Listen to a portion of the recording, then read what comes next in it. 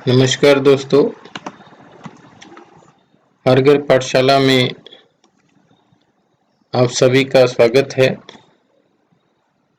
12वीं कक्षा के लिए ये भूगोल विषय का लेसन है। आपका लेसन है परिवहन एवं संचार, जिसमें आज हम पढ़ेंगे संचार एवं उपग्रह संचार। दोस्तों, जैसा आप इस चित्र में देख रहे हैं, यहाँ पर आपको कुछ एक ऐसी चीजें दिखाई दे रही हैं जो संचार के लिए अति उपयोगी हैं, जैसे एक मोबाइल फोन, एक टावर, एक video camera, computer, call centre, fax machine, internet का लोगो, लोगों की प्रेजेंस, अन्य।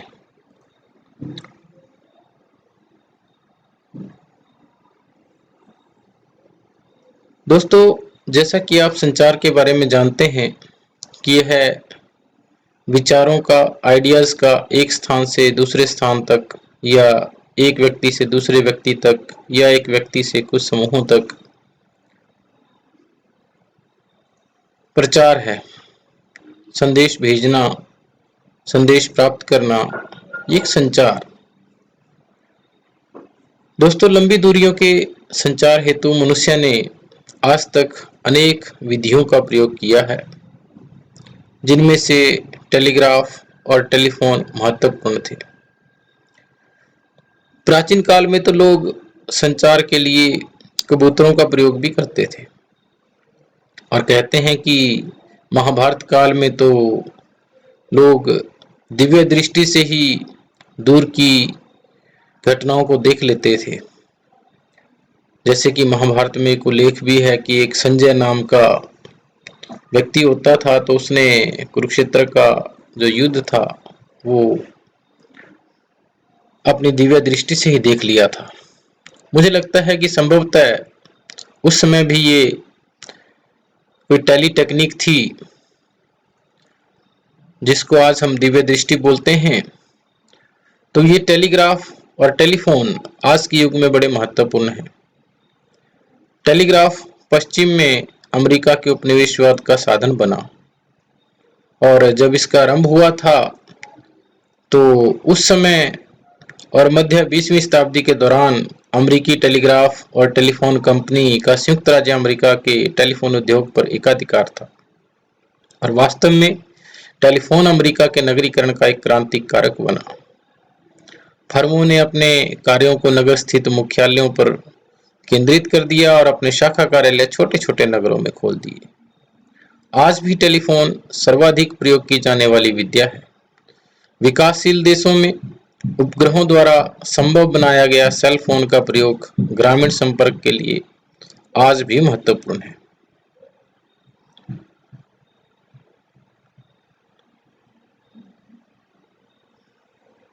आज विकास अद्भुत गति से हो रहा है, और इसका पहला जो हमें एक प्रमुख पारवेधन दिखाई पड़ता है वो है कि ऑप्टिक फाइबर तारों का प्रयोग। इस बढ़ती प्रतिस्पर्धा का सामना करने के लिए विश्व भर की कंपनियों ने पूरे विश्व भर में ऑप्टिक तारों को समाविष्ट करने के लिए अपनी तांबे की तारों वाली प्रणालियों को भी उन्नत किया है। और संचार की जो तकनीक है ये आज अपने उन्नत रूप में आई है, और आज उपग्रह संचार का जमाना है। आज इंटरनेट पृथ्वी पर सबसे बड़े विद्युतीय जाल के रूप में 100 से अधिक देशों के लगभग 1000 करोड़ लोगों को जोड़ता है।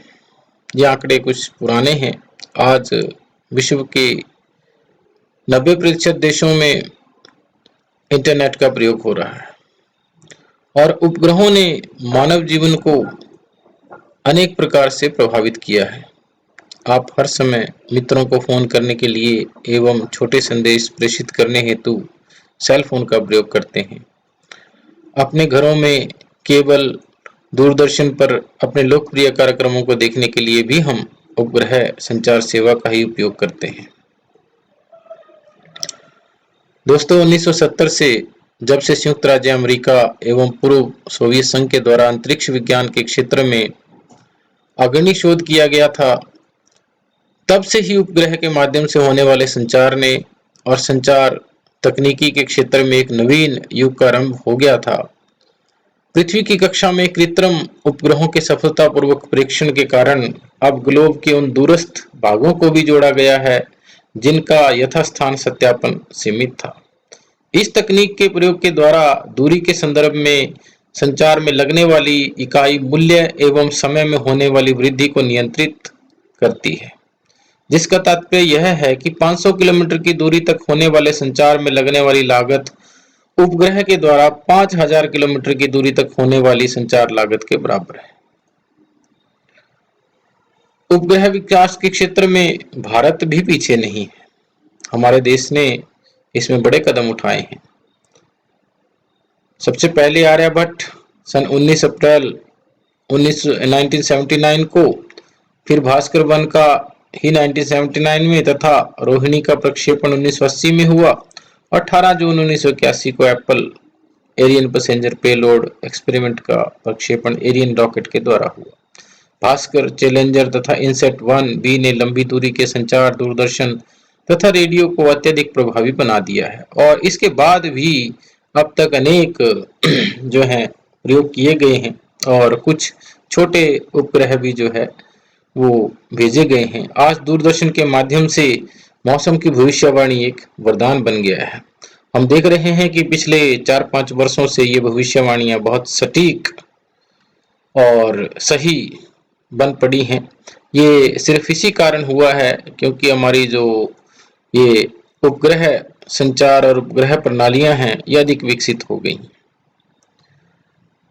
एक टर्म आती है cyber space internet. Cyber space क्या है? साइबर स्पेस विद्युत द्वारा कंप्यूटरीकृत स्पेस का एक संसार है, कंप्यूटराइजेशन का वर्ल्ड है। यह वर्ल्ड वाइड वेब, जिसको हम www बोलते हैं, वर्ल्ड वाइड वेब साइट जैसे इंटरनेट द्वारा आवृत है। सरल शब्दों में यह भेजने वाले और प्राप्त करने वाले के शारीरिक संचलन के बिना ही कंप्यूटर पर सूचनाओं के प्रेषण और प्राप्ति की विद्युत अंकीय दुनिया है।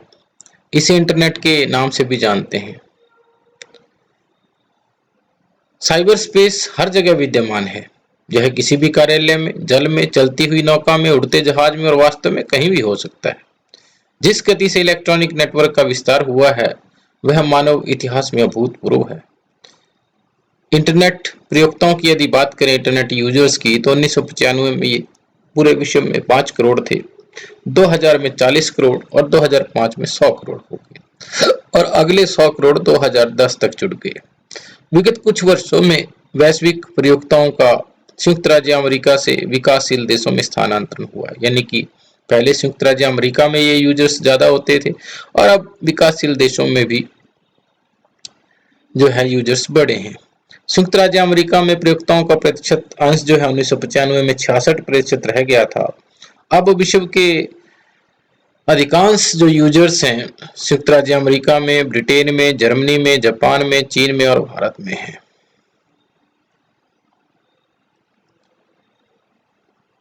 जैसे कि करोड़ों लोग प्रतिवर्ष इंटरनेट का प्रयोग करते हैं, तो साइबर स्पेस लोगों के समकालीन आर्थिक और सामाजिक स्पेस को ईमेल, ई वाणिज्य, ई शिक्षा और ई प्रशासन के माध्यम से विस्तृत करेगा। ये इसके फायदे होंगे और आज इसकी यूजेबिलिटी से हम इनकार नहीं कर सकते। फैक्स, टेलीविजन और रेडियो के साथ इंटरनेट समय और स्थान की सीमाओं को लांघते हुए अधिक से अधिक लोगों तक पहुंचेगा। ये आधुनिक संचार प्रणालियां हैं जिन्होंने परिवहन से कहीं ज्यादा वैश्विक ग्राम की संकल्पना को साकार कर दिया है कि दुनिया सिकुड़ गई है, पूरी दुनिया एक छोटा गांव बन गई है।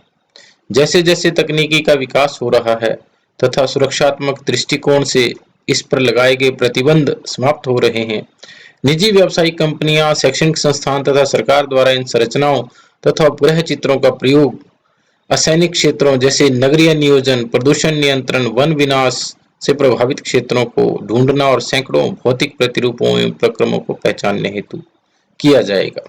तो आने वाले समय में यह एक और उन्नत रूप लेगा। इसी शुभकामना के साथ आज का ये लेसन समाप्त करते हैं। आपका दिन मंगलमय हो।